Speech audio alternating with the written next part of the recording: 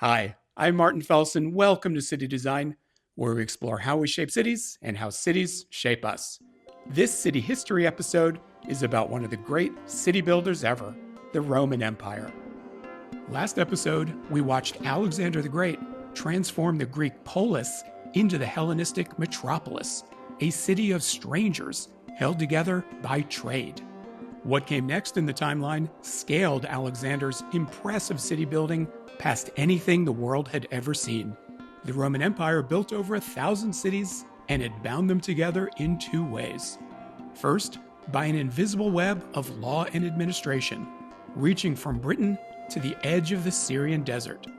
And second, by a visible web of power symbolized by roads, bridges, ports, and aqueducts, some of which still stand today. Again and again, Rome replicated urban order across vast distances. This is the story of how Rome turned the city into a system.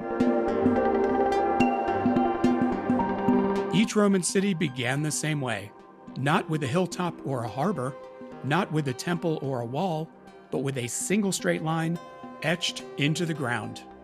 To understand this line, let's start at the beginning with the story Rome told about itself. It begins with two mythological brothers, Romulus and Remus, sons of the war god Mars, abandoned as infants and raised, so the legend goes, by a she-wolf. When the brothers grew up, they set out to found a city, but they couldn't agree on where, so they put the question to the gods. Each brother climbed a hill beside a priest called an augur who read the will of the gods in the flight of the birds. Remus counted 6 vultures. Romulus counted 12. The gods had chosen. The city would rise on Romulus's hill, the Palatine. So Romulus took a plow, yoked it to a white bull and a white cow, and cut a deep furrow around the crown of the hill. That furrow traced the city's edge. The shape of the furrow was a square. The Romans called the square a Roman quadrata, Square Rome. And the furrow itself had a name, the Pomerium, a sacred boundary around the city marked by white stones called Cippi.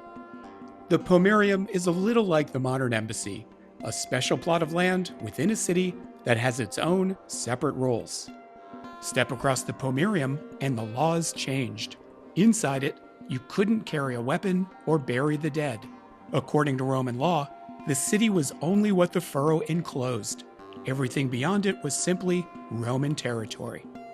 The city founding ritual, based upon a myth, continued.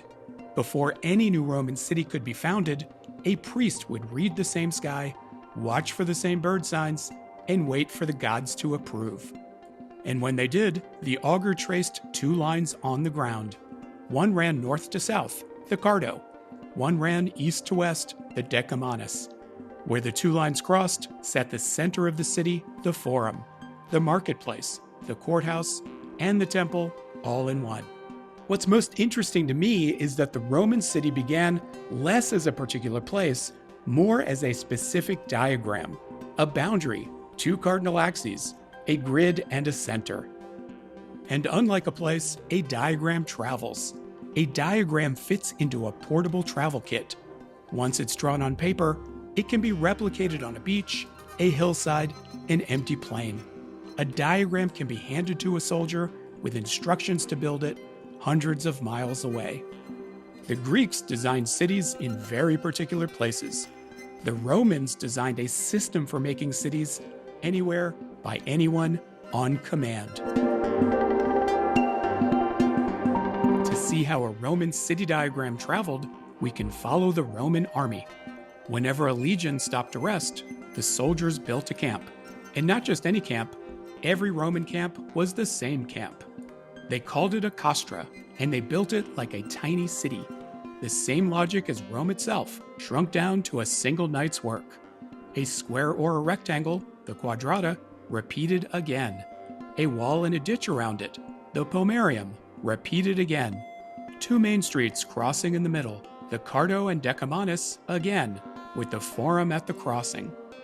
Most camps were meant to be temporary, but a good camp, on a good site, had a way of staying and even flourishing. Some soldiers stay, traders follow, families arrive. The pomerium hardens into a boundary wall. The tent hardens into a house. And over time, the camp becomes a town. This happened over and over across the whole empire. Castra, Latin for camp, is still on our maps today. In England, it survives in the name of cities that grew out of Roman forts. Porchester, Dorchester, Alchester, Woodchester, Earchester. Every Chester or Castor on the map is a Roman camp that never marched home. A Roman settlement was a colonia. One of them, on the River Rhine, was named simply the Colony. Today, it's Cologne. London was Lindonium.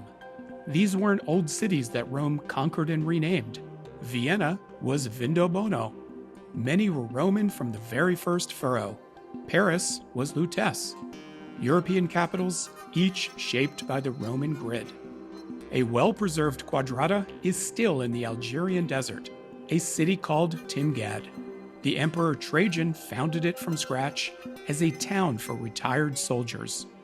A precise grid inside a perfect square. Cardo and Decumanus. A forum at the center. A theater, baths, a market, and public toilets. Because Timgad was built fast, and its original core was left almost intact, it froze in time.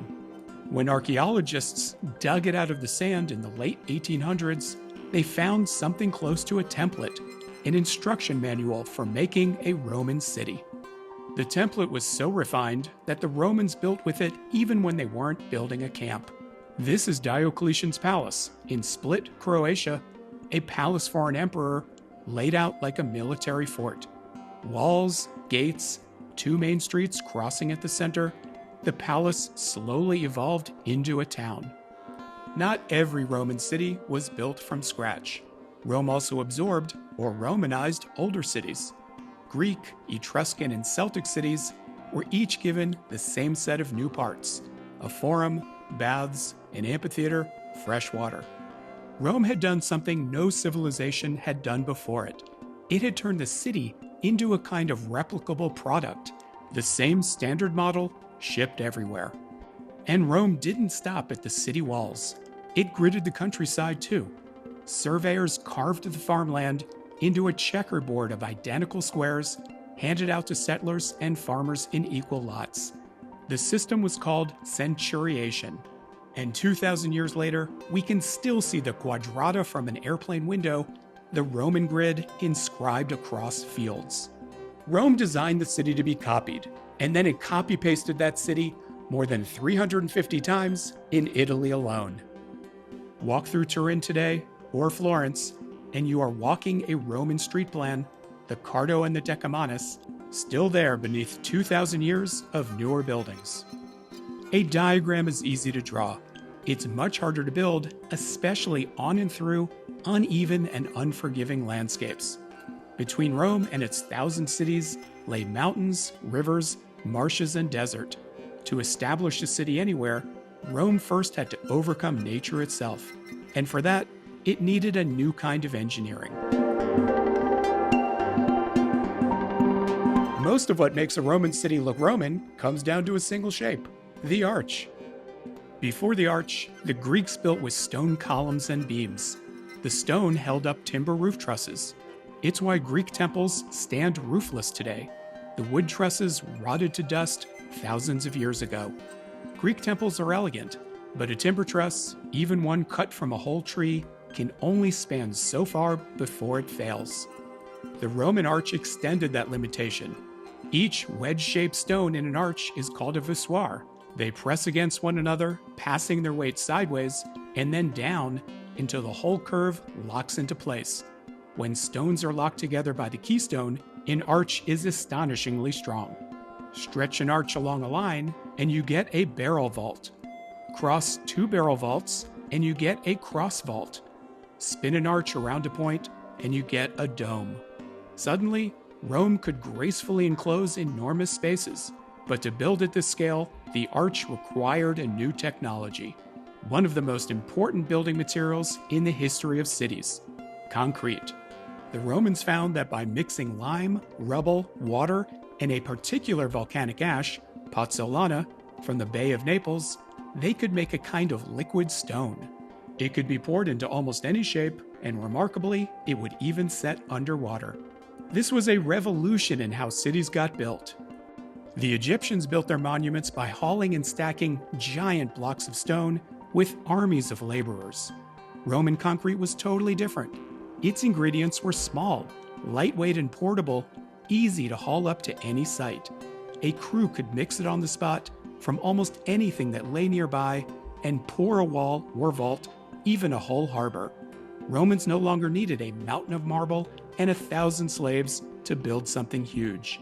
They just needed a formula, and a formula, like a diagram, travels. By the time concrete was invented, Rome had been thinking like engineers for centuries. In fact, the oldest thing it ever built is still running today, right now, beneath the streets of modern Rome, and it's a sewer. The Cloaca Maxima, the greatest sewer, was dug around the 6th century BCE when Rome was just beginning to take shape.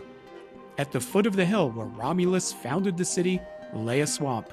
The Cloaca Maxima drained it, and the dry ground it left behind remains one of the world's great public squares, the Roman Forum. The Cloaca Maxima was built so large and so well that it never stopped running. 25 centuries later, the Cloaca Maxima still drains the city during heavy rainstorms. Rome later plumbed its public toilets straight into the same system, long stone benches over channels of running water, sitting right out in the open in the middle of busy public squares. That was mostly underground. Above ground, Rome built roads. In 312 BCE, a Roman official named Appius Claudius began the first great Roman highway, the Appian Way, running south from the city. A Roman road was really a wall, laid on its side, dug deep, then built up in layers, sand, then gravel, then stone, and crowned in the middle so the rain ran off. The Latin word for these layered beds of stones is strata. The word becomes strada in Italian and street in English. At its height, the empire was stitched together by some 50,000 miles of paved road, carrying armies, traders, and tax collectors from Scotland to the Sahara. The roads were built so well, we still walk long stretches today. When a road met a river, Rome bridged it. When a city needed water from distant lakes and springs, Rome built an aqueduct. This is the Pont du Gard in the south of France. 3 tiers of arches, stacked one upon another, carrying a channel of water 160 feet in the air. These channels gently tilt toward the city, sometimes only inches over a mile. The water runs the entire way on its own, pulled by gravity for dozens of miles, to arrive right in the middle of town. The man who ran Rome's water was named Frontinus, the city's water commissioner. He literally wrote the book on the water system in his care. A network that would grow to 11 aqueducts and hundreds of miles of channel, feeding the fountains, the baths, and some homes in a city that eventually held 1 million people. The Aqueduct of Segovia is built from stacked stone, no mortar at all, held up by sheer friction and geometry for the last 2,000 years. The toughest thing to build was a bridge. A river is always trying to tear it down, so the ones that survive are extraordinary. This is the Alcantara Bridge in Spain. Its arches spring 180 feet above the river and still carry traffic today. Another, in Merida, runs half a mile across the Guadiana River on 60 arches and massive stone piers. Bridges like these stayed in use for centuries after the Roman Empire fell, which is exactly why they're still here. And then there was the sea. The coast near Rome had no natural harbor, so Rome built one. Using concrete that could cure underwater, engineers poured an artificial harbor from scratch, a vast hexagonal basin called Portus, ringed with warehouses, where the grain fleets of the empire came to dock and feed the capital. Rome's unprecedented growth ran on its vast supply lines, a web of roads and bridges, an engineered coast, and a sea full of ships. Rome had built something entirely new in history. Not one city, but a system for making many cities. And at the center of that system was Rome itself, a city that crossed a threshold no city had crossed before, growing to more than 1 million people. No city would be that large again for 1,000 years. That was the Rome of planning and engineering. Next came the Rome of marble and spectacle, of triumph and excess. That's part 2 of the Roman Empire. Thanks for watching City Design. See you next time as we keep exploring how we shape cities and how cities shape us.